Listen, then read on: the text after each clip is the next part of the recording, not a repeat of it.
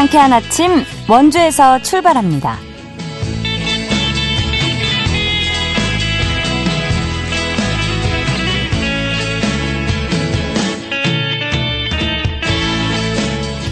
안녕하십니까. 9월 9일 월요일 KBS 원주방송국에서 보내드리는 상쾌한 아침 원주에서 출발합니다. 저는 진행의 이은주입니다. 월요일이 시작되면서 선선한 날씨 기대한 분들 많으실 텐데요. 오늘 아침 최저기온 20에서 23도로 출발해 낮 최고기온 30에서 33도까지 오르며 늦더위가 이어지겠습니다. 온열 질환에 계속해서 주의를 해주셔야겠고요. 소나기 소식도 있습니다. 강원 내륙과 산지에 5에서 20mm의 비가 예보돼 있는데요. 일부 산간과 중부 지역에는 안개가 짙게 끼는 만큼 운전하실 때 시야 확보에 신경 써주셔야겠고요. 이번 더위는 추석 연휴에 접어들면서 조금씩 풀릴 것으로 전망됩니다.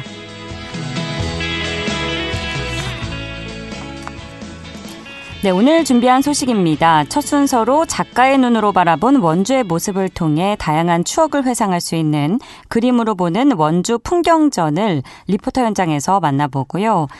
환자들은 응급실 문턱도 넘지 못하고 구급대원은 한 명의 환자라도 살리기 위해서 수십 군데 병원에 전화를 돌리는 현상이 이뤄지고 있습니다. 오늘은 구급대원들의 시각에서 응급환자 이송과 관련한 이야기 나눠보도록 하죠. 9월 9일 월요일 상쾌한 아침 원주에서 출발합니다.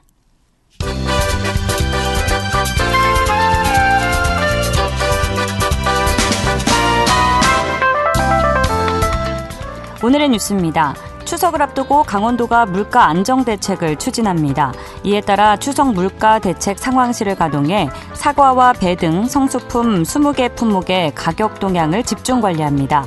또 채소 수급 안정을 위해 고랭지 배추 2,590톤과 무 1,500톤을 조기에 출하했습니다. 강원도는 이와 함께 올해는 버스 요금과 상하수도, 쓰레기 종량제 요금을 동결할 계획입니다.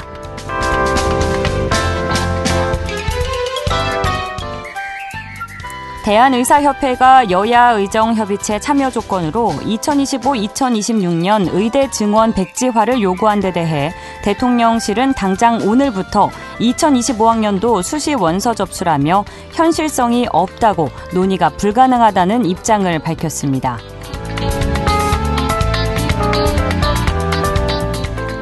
한시적으로 운영되는 영월 지역 야간 경관 조명 설치에 과도한 예산이 투입된다며 효율적인 운영을 위한 재검토가 필요하다는 의견이 제시됐습니다. 이명화 영월군 의원은 야간 볼거리 제공은 좋지만 한시적 시즌 상품으로 설치와 철거를 하면 재활용률도 낮고 재설치 비용이 만만치 않게 들어간다고 설명했습니다. 오늘의 뉴스였습니다.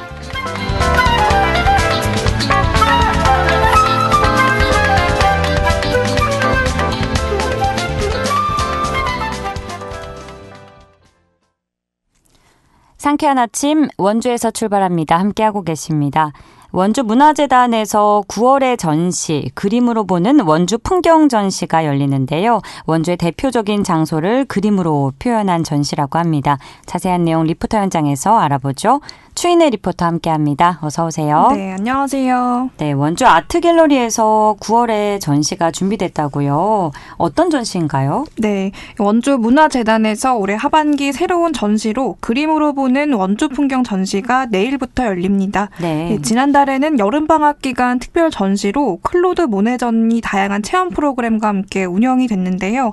아이들과 가족 단위 시민들에게 많은 호응을 얻으면서 전시가 운영이 됐고, 이번에는 원주의 경관을 그림으로 만나보는 전시가 준비됐습니다. 시민들이 생각하는 원주의 아름다운 장소가 투표를 통해 선정이 됐는데요. 가장 많은 투표수를 받은 장소 6곳을 지역작가 20명이 그림으로 표현을 했습니다. 화풍과 각자의 생각이 모두 다른 지역작가 20명이 전시를 진행해서 다양한 버전의 원주 풍경을 그림으로 만나볼 수 있는데요. 이 전시는 내일인 9월 10일 화요일을 시작으로 28일 토요일까지 이어집니다. 원주 문화재단 김하은 담당자에게 전시의 완성 과정에 대해 들어봤습니다. 각 테마별로 나눠진 섹션에 따라 그림을 감상을 하실 수가 있습니다. 같은 장소여도 작가마다 화풍이 다르고요. 또 작가분들마다 장르가 다르니 색다른 느낌이 듭니다. 그리고 같은 한국화나 아크릴화더라도 작가분들마다 표현하는 방식이 다르고 느낌이 달라서 보시는 재미가 있을 것 같습니다. 이제 현장 기행을 떠나고 나서 이제 작가분들께 투표를 올려서 이제 작가분들이 선호하시는 장소들마다 이렇게 뽑아가지고 한 장소는 6분의 작가분이 그리신 장소도 있고요. 3분의 작가분이 그리신 장소도 있고 이렇게 다양하게 구성이 되어 있습니다. 네. 저희 원주 아트갤러리는 지난 2023년 7월부터 시작해서 올해까지 쭉 많은 전시들을 진행을 했었는데요. 특히 바로 전 전시인 여름방학 특별전을 통해서 많이 이름을 알렸던 것 같아요. 앞으로도 재밌는 전시를 많이 할 테니까 매달 문화생활을 원주 아트갤러리와 함께 해주셨으면 좋겠고요. 이 재밌는 추억 회상하시는 시간이 되었으면 좋겠습니다. 원주를 대표하는 장소들로는 어떤 곳들이 선정됐을지 궁금한데요. 어떤 곳들로 정해졌고 또 어떻게 선정됐는지 알려주실까요? 네, 이 투표는 원주 문화재단 홈페이지와 SNS를 통해서 온라인 투표로 진행이 됐는데요. 네. 6월부터 진행해서 원주를 대표하는 장소이자 또 오래전부터 원주의 풍경 좋기로 유명한 곳들을 대상으로 시민들에게 투표를 받았습니다. 이 장소는 예로부터 원주의 대표 경관으로 뽑히는 장소 8곳인 원주 8경 중 3곳, 또 시민들 각자의 추억에 있는 장소 3곳을 뽑도록 했는데요. 시민들은 이 중에서 가장 많은 표를 준 곳이 강원 가명가 구룡사, 용소막 성당, 연세대 미래캠퍼스, 소금산 그랜드밸리, 행구동 수변공원 이렇게 총 6곳이 선정이 됐습니다. 네, 이 장소가 선정된 이후 지난 6월부터 지역 작가들은 이곳에 단체 기행을 떠나서 그림을 제작했는데요. 각자만의 화풍으로 표현된 원주 풍경을 만나볼 수 있습니다. 6월 29일부터 30일까지 현장 기행을 진행했고 이 같은 장소를 수채화 또는 아크릴, 디지털 페인팅 이렇게 전혀 다른 소재와 느낌으로 해석한 걸 보는 재미가 있습니다. 어떤 곳들이 시민들이 원주를 상징하는 대표 장소로 선정을 했는지 또 각각의 장소가 그림으로는 어떻게 해석이 됐는지 비교해보며 전시를 관람하는 것도 좋겠습니다. 이번 전시에 참여한 신구경 작가에게 작품 설명 들어봤습니다. 연세대 매주리 미래 캠퍼스요. 제가 그린 그림은 매주리 그 캠퍼스가 보이는 그 호숫가에서 연세대 캠퍼스가 쭉 보이는 호수와 함께 캠퍼스 같이 보이는 장면을 제가 그렸어요. 저는 나름의 어떤 의미를 부여하고자 연꽃을 거기다가 좀 그려놨거든요. 여기에 진짜 우리나라를 짊어지고 나갈 우수한 인재들이 여기서 많이 학교 수업을 하고 있구나 하는 그런 생각을 하면서 이제 진흙탕에서 자라나도 진짜 아름다운 향기를 세상으로 막 만방에 펼치는 우리 아름다운 학생들이 있다고 생각을 하니까 막 연꽃을 그리고 싶었었어요. 지역 작가들의 해석이 담긴 원주 풍경 그림 전시를 만나볼 수 있는 의미 있는 시간이 될 것 같은데 전시장 정보 전해주시면서 오늘 이야기 정리할게요. 네, 이 전시장에는 이번 원주 풍경 그림 전시와 함께 또 지역 작가들이 단체로 현장 기행을 떠나고 또 스케치했던 과정들을 영상으로 담아서 전시장 한켠에서 상영 중이라고 합니다. 어떤 과정을 통해 원주 풍경이 그림으로 탄생했는지 작가의 시선을 따라가보는 재미가 될 것 같고요. 또 원주 풍경이 담긴 20개 종류의 엽서도 전시장에 마련돼 있으니까요. 작품을 감상하고 마음이 가는 장소가 있다면 엽서를 챙겨보시는 것도 좋겠습니다. 이번 전시는 내일부터 오는 9월 28일 토요일까지 진행됩니다. 일요일과 월요일을 제외하고 오전 10시부터 오후 6시까지 전시관이 운영되는데요. 그림으로 탄생한 원주의 풍경들 관람해보시면 좋겠습니다. 내일부터 원주 아트갤러리에서 원주 풍경을 그림으로 표현한 전시가 진행된다는 소식이었습니다. 오늘 소식 고맙습니다. 추인의 리포터였습니다. 네, 감사합니다.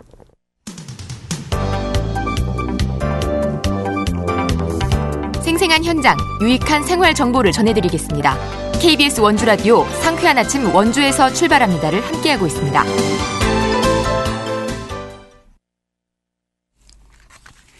지금 시각 8시 41분 흘러가고 있습니다. 환자는 응급실 문턱을 넘지 못해 생명을 위협받고 구급대원들은 환자의 골든타임을 넘기지 않기 위해 수십 곳의 응급실 문을 두드리고 있는 상황, 여러분은 어떻게 생각하시나요? 공무원 노조 강원소방지부 김태우 사무국장 연결해서 응급의료 붕괴의 현 주소를 짚어보겠습니다. 김태우 사무국장님, 안녕하세요. 네, 안녕하십니까. 김태우 사무국장입니다. 네, 반갑습니다. 바쁘실 텐데 시간 내주셔서 감사합니다. 세계적으로 건강보험제도와 의료진료 서비스가 수준급이라는 평을 들어왔던 우리 대한민국인데요. 하지만 지난 2월에 정부의 의대 정원 증원에 반발해서 전공의들이 병원을 떠나면서 비롯된 의사 인력 부족이 응급의료 현장에 큰 영향을 미치고 있는 이 현실, 어떻게 바라보고 계십니까? 이미 지난 2월과 3월부터 꾸준하게 제기해왔던 문제들이 점점 심해지면서 이제 정말로 현실에 와닿고 있는 것 같습니다. 우리가 언제 건강보험과 의료 서비스 수준급이라고 말했나 할 정도입니다. 병원에서는 버티고 버티시던 의료진들이 하나둘 무너져가고 있고, 야간 진료 불가, 소아과 진료는 정말 심각하게 현실은 가혹해져가고 있습니다. 이마저도 언제까지 버티실 수 있을지 저희 소방관들은 다가오는 추석에 정말 많은 국민들이 힘든 시간이 되지 않을까 걱정이 앞섭니다. 예, 저도 같은 마음인데요. 이렇게 전국적으로 이른바 응급실 뺑뺑이가 거듭되고 있는 가운데 우리 강원도 현실을 중점적으로 짚어주신다면요? 네, 응급실 뺑뺑이 같은 경우 이제는 어느 한 지역에 국한된 얘기는 사실 아닙니다. 그렇죠. 다만 강원도가 응급실 뺑뺑이에서도 사실 수치상으로도 1위로 가장 장시간 응급실 뺑뺑이로 해당이 되고 있고요. 예. 저희가 신고를 받고 출동하여 환자분들을 처치하고 병원으로 이송해드려야 하는데, 병원에서는 병상이 없다, 치료가 불가하다는 이유로 수용 가능한 병원을 찾아다니는 것을 보고 말하는 겁니다. 의정 갈등으로 의사 파업이 있기 전에도 소아과와 응급의료진이 부족 현상으로 응급실 뺑뺑이라는 말은 드문 언론에서 소개되었었는데, 이제는 그마저도 있던 의사들이 모두 떠난 상황이라 어느 지역에 국한된 상황은 아닌 전국적 상황이고, 특히 의료 여건이 좋지 않은 강원도는 정말 더 심각한 상황인 것 같습니다.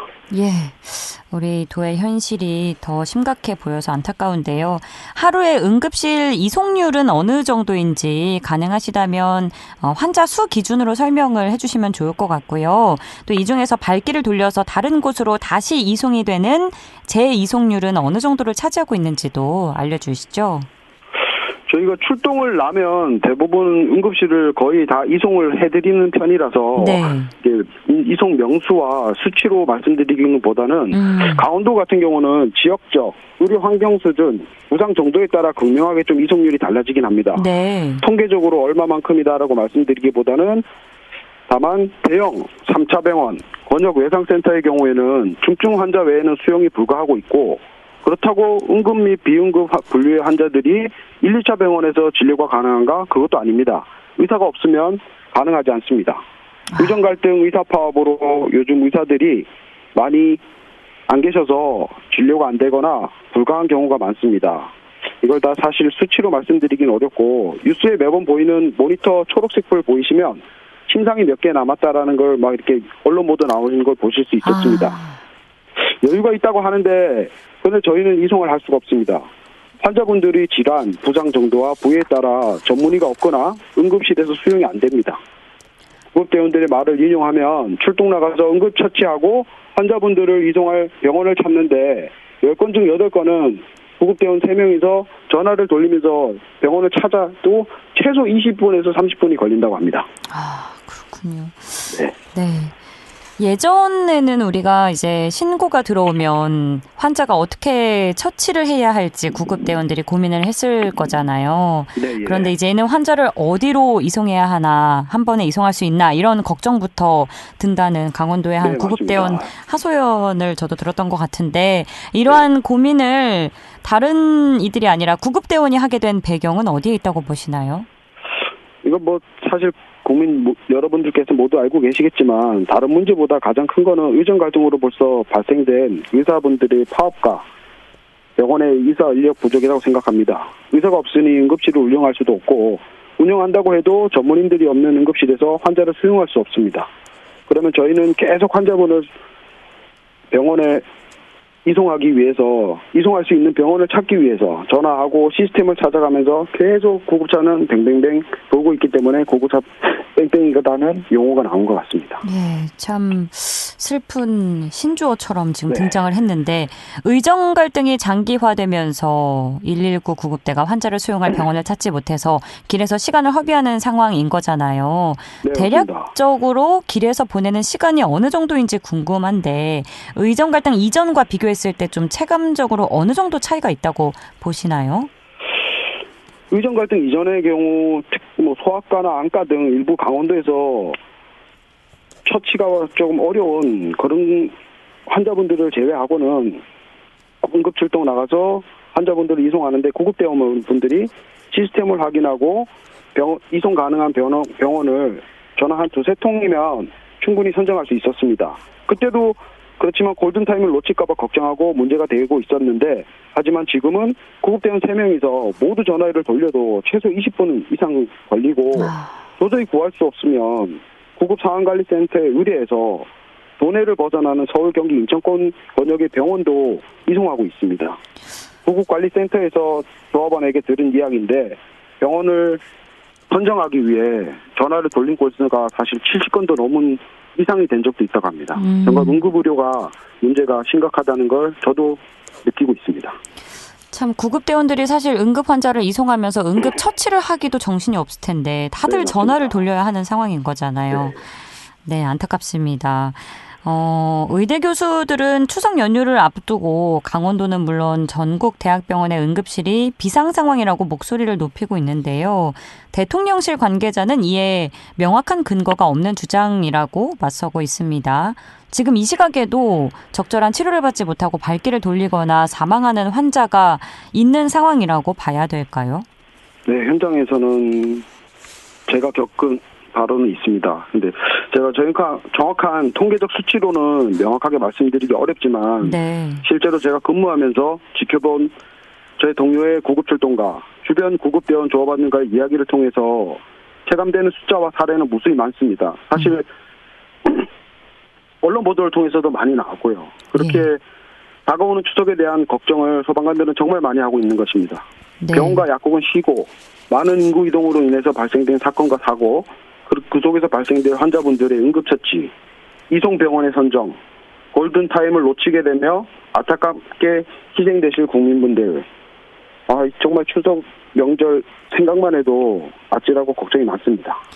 그래서 일각에서는 응급실에 정보부처 관계자가 반나절만 있어봐도 또 구급차에 1시간만 있어봐도 이 위기 상황을 체감할 수 있을 것이란 말도 나온다는데요. 네, 맞습니다.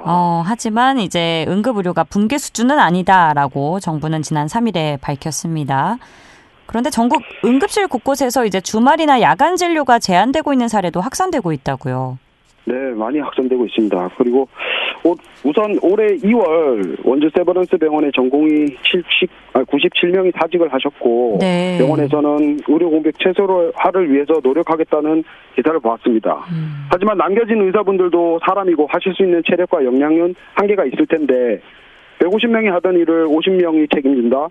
저는 이게 상식적으로 가능한지 모르겠습니다. 그리고 이제 강원대 병원 응급실의 정상화를 위해 군의관을 투입했다고 하는데 이제 그러면 안 되던 응급처치가 가능해지는지 병원에서 다시 돌려보냈다는 언론 보도도 보았습니다. 네. 강원도 내에서는 이제 야간에 심장 쪽 응급 환자 발생 시 도내에서 자체 이송이 전혀 되지 않습니다. 강릉 지역도 2개의 병원에 있지만 앞서 말씀드린 의정 갈등과 의사 파업으로 인해 진료 불가, 수용 불가 계속되고 있습니다. 응급실을 찾은 환자분들의 숫자는 줄지 않고 있는데 진료 가능한 병원은 줄어들고 있습니다. 당연히 그 수요가 받아내던 병원은 더 바빠지고 수용 불가, 구급차는 계속 뺑뺑이가 계속될 거고 병원의 책임감을 갖고 일해주시는 의료진과 구급대원분들은 녹초가 되어 가시고 악순환입니다. 특히 주말이나 야간 진료 제한은 점점 엄청 심해지고 있습니다. 병원이 이제 얼마 전에 환자를 이송하는 과정에서 응급실 수용이 어려운 이유를 출동한 구급대원이 물어봤더니 병원이 명확한 대답을 하지 못한 사례도 전해졌는데 현실에서 가장 많이 차지하는 이송 거절 이유는 뭘까요? 사실 병원에서도 많이 답답하실 겁니다. 그쵸. 병원에서는 치료와 처치가 가능한 환경이라야 응급 환자를 수용을 가능하실 텐데 병상은 있으나 저희가 이송할 환자분을 치료해줄 의사가 없으면 병원에서도 받을 수 없으시겠죠. 소방서에서 근무하다 보면 가끔 저희 방송을 군내 방송이 나옵니다. 강원도 내 어떤 병원 더 이상 환자 수용 불가, 구급차 이송 불가. 또 다른 방송으로는 야간 당직 의료진 부족으로 응급실 미운영. 이게 다 같은 이유 아니겠습니까? 억지로 버티시던 의료진들이 나가버릴 수가 없으니 운영이 안 되고 당연히 처치와 치료를 할 수 없으니 구급차 이송을 거절할 수밖에 없는 상황이 있는 겁니다. 예. 좀 이번 요즘 상황과 좀 동떨어진 얘기일 수는 있겠습니다만 이러한 상황이 되기 전에도 응급실을 찾으면 나부터 봐달라 하는 환자들이 많이 있었잖아요. 내가 제일 아프다 하면서. 근데 응급실 진료는 오는 순서대로가 아니라 케이타스 분류에 따른 응급 환자부터라고 들었는데 이 케이타스에 대해서 설명해 주실까요? 네, 케이타스의 경우 1단계에서 환자분들의 사항에 따라 1단계에서 5단계로 이렇게 구분하고 있었습니다. 네. 그래서 1단계 같은 경우는 정말 급하게 소생이 필요하신 초긴급의 상황. 2단계 같은 경우는 그 다음 위험하시긴 하지만 긴급으로 심근경색 질환 등의 예를 들 수 있고요.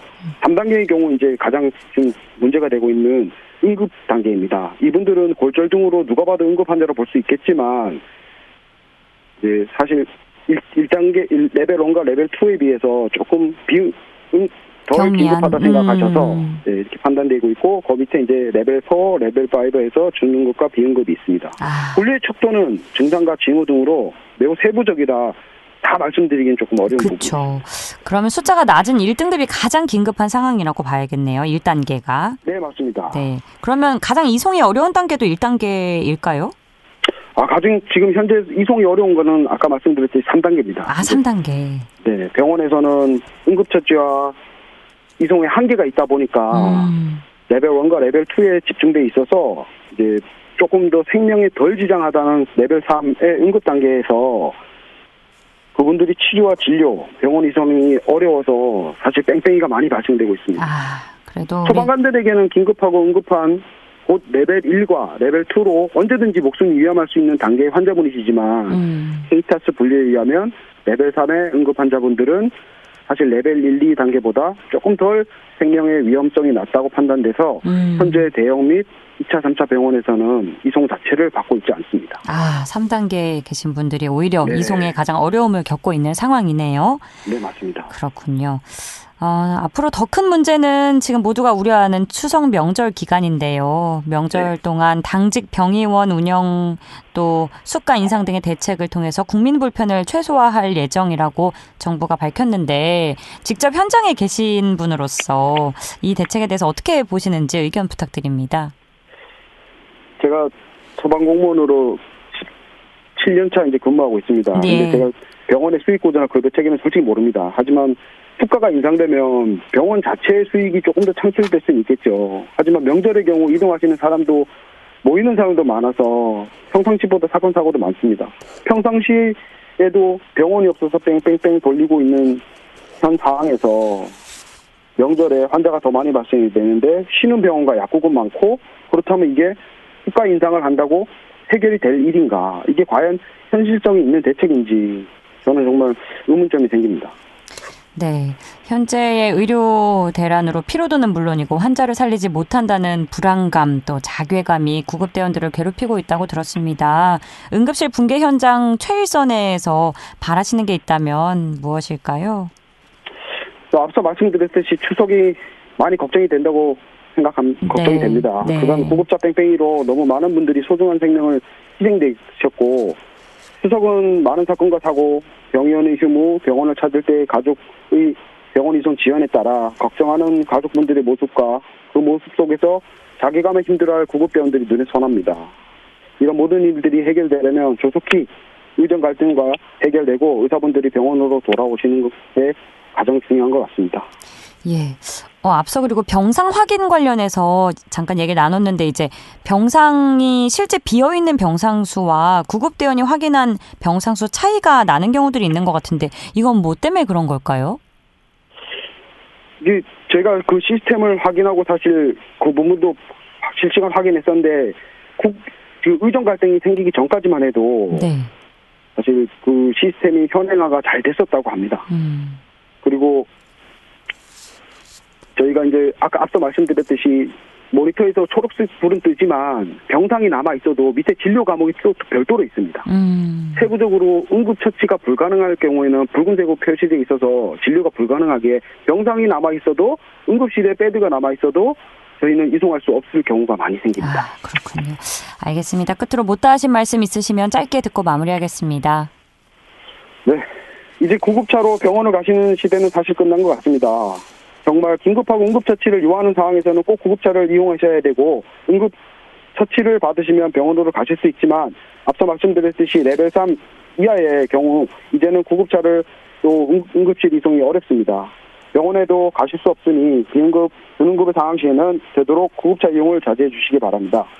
소중한 생명을 지키고자 노력하는 구급대원들이 정말 필요한 출동에 역할을 할 수 있도록 도와주시기 바랍니다. 국민 여러분, 지금 대한민국은 의료뿐 아니라 경제적으로 정말 어려운 상황입니다. 나와 주변 사람들의 안전을 위해 주변을 돌아보는 돌봄의 마음이 필요한 시기인 것 같습니다. 모두가 안전한 행복한 한가위 되시기 바랍니다. 감사합니다. 예, 고맙습니다. 네, 고맙습니다. 전국 공무원 노조 소방본부 김태우 사무국장과 이야기 나눴습니다. 오늘 순서는 여기서 마칩니다. 저는 내일 아침 8시 30분에 다시 뵙죠. 이은주였습니다. 고맙습니다.